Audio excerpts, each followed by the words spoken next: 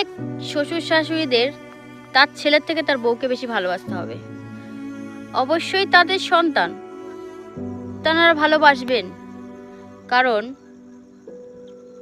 তারা জন্ম দিয়েছেন, বড় করেছেন অনেক কষ্ট করে। কিন্তু অন্যের সন্তানকেও নিজের সন্তানের মতো ভালোবাসতে হবে।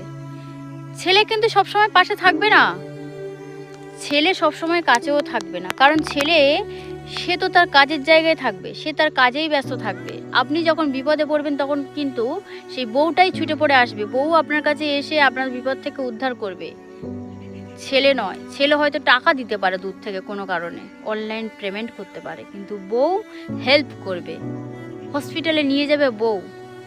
এবং বউকেও শ্বশুর শাশুড়ির সঙ্গেও ভালো ব্যবহার করতে হবে, শুধু শ্বশুর শাশুড়ি নয়, উভয়ের মিল থাকতে হবে। বউ এরকম বিপদে পড়বে ভেবো না, বয়স হয়ে গেলে শুধু বয়স্করাই বিপদে পড়ে, এখন ইয়াং জেনারেশনটা বেশি বিপদে পড়ে। তাই সবাইকে মিলেমিশে নিয়ে চলতে হবে, সবাইকে মিলেমিশে থাকতে হবে, কেউ কারোর সঙ্গে অশান্তি করো না। বিশেষ করে শ্বশুর শাশুড়িরা একটু বউদেরকে ভালোবেসো নিজের সন্তানের মতো, আগামী ভবিষ্যতে আপনার জন্যই তুলে থাকবে।